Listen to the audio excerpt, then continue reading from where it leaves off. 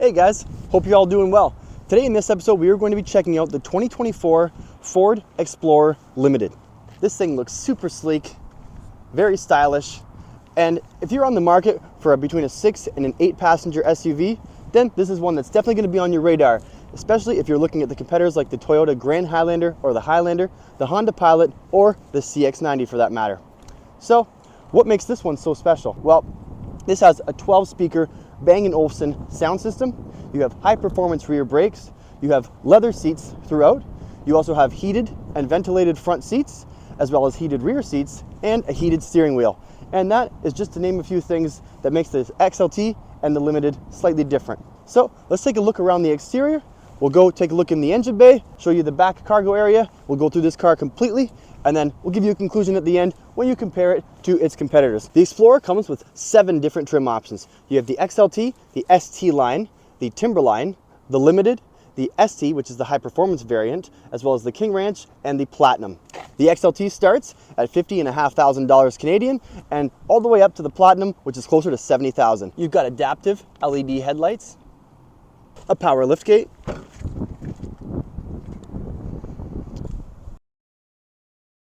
you've got parking sensors in the front and rear, power folding mirrors, power moonroof and some very sleek roof rails, and some high quality Michelin tires on 20-inch alloy rims. This super powerful inline 4-cylinder engine, 300 horsepower and 310 pound-foot of torque, is paired to a 10-speed automatic transmission that can tow up to 5,300 pounds, and this has a warranty of 5 years or 100,000 kilometers here in Canada.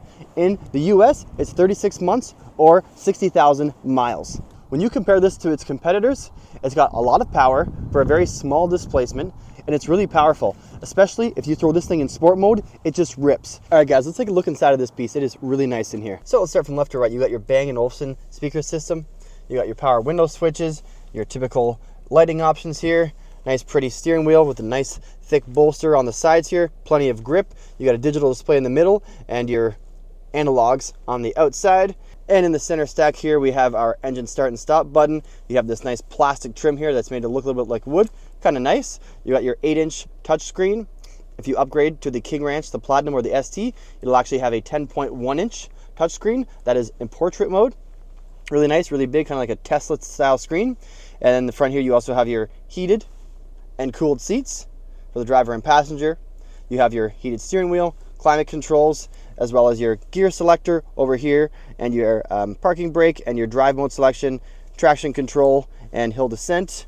Very good option area. You have some good storage in here as well. You click that, it'll reveal to you a 12 volt, a USB, and a USB-C. You have 2 cup holders here, as well as some storage in the middle as well. If we open this up, and a nice little deep area here with another 12 volt to plug in whatever you need. And as a bonus, you have a wireless charger right here. And here, when we are in reverse, you have your backup camera as well as your 360 camera.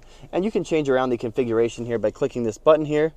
You can either see the 360 view, you can have just your rear view camera, so it takes up your entire 8-inch screen, or you can split it up so it kind of divides off and gives you even more vantage points to see really what's going on. As we look through the screen, you can't actually see CarPlay or Android Auto options anywhere. And that is because you need to connect via the USB down here directly to your phone. So this is a wired connection.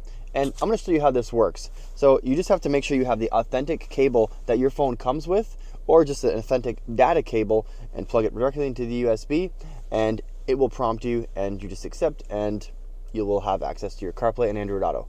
Check this out. So now that I've connected, you can see we have access to CarPlay, Spotify, all these different options, and it works as it should. All right, let's take a quick look here at the different drive modes. So currently we're in deep snow and sand mode. If we turn the toggle to the right, we go trail, slippery, normal, eco, sport, which is my favorite. It actually makes the throttle response and the gear changes much quicker. Very fun experience. And lastly, we have tow and haul mode. So got modes for any kind of driving that you want to do. All right, guys, we're going to check out the space we have in the first, second, and third rows, and the cargo space in the second and third row. So in the front here, you got plenty of space. You know, you have your power adjustable front driver's seat, and you have your 3-way memory setting over here. And you can see you have a really nicely bolstered seat here with a perforated leather strip going down the middle and gray accented stitching. All right, here we are in the second row of the car. So we have manual adjustable seats, one little toggle in the front here, and you also have adjustable reclining in the side. You also have a nice little cubby over here, nice place to put your stuff. And you have obviously 2 captain's chairs here with an armrest on the side, and it's a very comfortable place to be. And up above here we have a light, a hook, and your climate control here. And you have this manual sunshade over here that you just kind of clip up there. It's also a very comfortable place to be. So comfortable, I could just lay here all day. And these driver's seat storage spaces are pretty deep. And in the rear here we have second row climate control, heated seats, as well as a plug and 2 USB-Cs. And to get into the third row here, you're just going to lift this little lever here, let the top drop, and pull the lever in the front, and it will move forward. To raise the third row seats, click this button here to give you access to the rear cargo area. Hop inside here, and you're going to see that we have plenty of space here. You're going to also see that we have powered third row seats here. You click left, click right, and next thing you know, these third rows lift up, powered. Bump up the headrests, and you're good to go, and you have a full 6-passenger configuration. All right, guys, I'm going to hop into the third row here. Let's see how the transition getting into the third row, how is it going to be? So I will tell you, there's actually not much space here. You can maybe fit one leg through at a time before you get into the back. Now I'm going to hop over here. After you get back here, it's actually pretty decent. You have a good amount of room here. You know, you have a decent amount of leg room. It's pretty comfortable. I have this positioned about halfway, so whoever's sitting in the second row is going to be comfortable, so it's pretty decent. You have a 1 cup holder for passenger, nice little slot to put whatever you want to put there. Not sure what you could put there. Little slot up here. It's kind of cool. You got a speaker back here. You also have your climate control up here as well. One for each passenger back here, and a light. So that's pretty nifty. Now, I will note, guys, if you're on the market for a Ford Explorer Limited, the Limited is the exact same price as a Toyota Grand Highlander, which is the bigger version of the Toyota Highlander. And in the third row, you have multiple cup holders, a phone holder, as well as a USB-C for each passenger. So it's just kind of interesting that they couldn't fit a little bit more tech back here or another cup holder, considering back here, for the most part, will be used by kids because the space is so minimal. All right, guys, let's talk cargo space. So with the third row up, you have 18.2 cubic feet of space. But with the third row down, you have 48 cubic feet of space. So you can see you got plenty of space over here. You can fit all kinds of things, probably fit maybe 6 big pieces of luggage that you're going to take on a plane, maybe 5 strollers if you got 5 kids. I don't know, guys, but the matter is you can fit a lot of stuff back here with the third row down. And with the second row down, you have 88 cubic feet of space. But keep in mind, you can't actually remove these seats. You can just kind of fold them down. So that's kind of tragic, but it is what it is. You know, these seats are level so that you can put a nice big piece of lumber in here, a very big object, some furniture, and it'll fit quite well. So we're bumping around on the highway. I'm gonna switch the toggle to the right here. Eco mode, it just kind of slows your shifting even more so.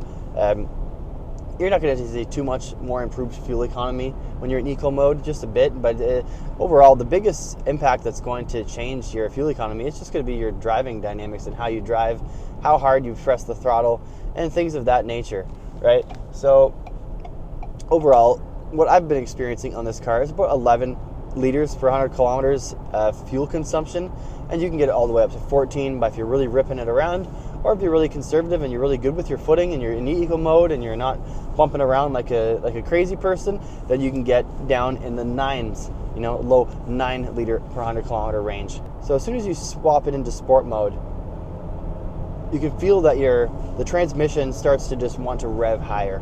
It's going to keep the revs higher, and even when you're slowing down in speed, it's going to keep the revs high, so that when you start to press on it, you're going to have a really good steering. You're going to have a really good response, really fast response to your throttle.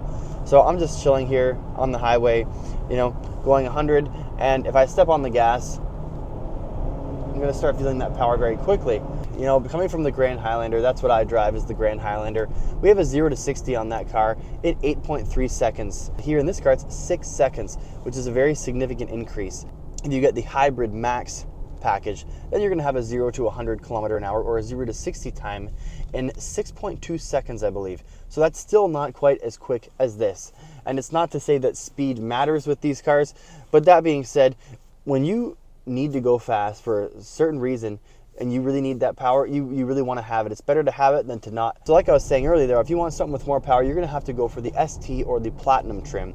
You know, the ST starts at around 60 grand, all the way up to around 70 grand, but that's a very, very quick car. That's a 0 to 100 kilometer an hour car in 5.2 seconds with that 3-liter V6 twin turbo. Really fast car, 400 horsepower, 450 pound-feet of torque. Let's get to the comparison. Which car is going to be the best? So the first competitor that we'll compare against is the Honda Pilot that has this much power. It's powered by a 3.5 liter V6, and it's got a starting MSRP of just under $52,000 Canadian. The next contender is the Mazda CX-90 2024, powered by a 3.3 liter inline 6 with this much power. This has a starting MSRP of about $46,000 Canadian. And the last contender, guys, is the 2024 Toyota Grand Highlander, powered by a 2.4 liter twin turbo engine, and it has this much power. It's got a starting MSRP of about $54,000, and it goes all the way up to closer to $70,000. So between these three cars, what is your best option? Well, where power is concerned, most of them have the same or very similar numbers. The Honda Pilot is lagging a little bit, but that being said, it's the only naturally aspirated engine in this comparison here. However, if you want something very economical where you can save a little bit more fuel, then the CX-90 might be a better option because that is a mild hybrid powertrain system. If cargo space is what you're really going for, then the Honda Pilot or the Toyota Grand Highlander might be at the top of the game in terms of space. But that being said, guys, once you're done speccing out your cars, you're going to be paying roughly very similar prices for each of them once you're done optioning them out. Whatever car you like best, go for it. All right, guys, thanks for sticking around to the end of this video. That was a long one, but if you liked it, if you could smash that like button for me, it would be incredible. And if you like this car and you like cars in general and you want to see some more reviews, go to some car shows, have some car related experiences, then subscribe to this channel because I'm going to be going to some really cool car shows this year, reviewing some incredible cars, and also buying some rebuild vehicles and rebuilding them on the channel to kind of grow this channel into something bigger. Anyway, thanks for sticking around, you guys, and hope you have a good week, and we'll see you in the next video, you guys. Peace.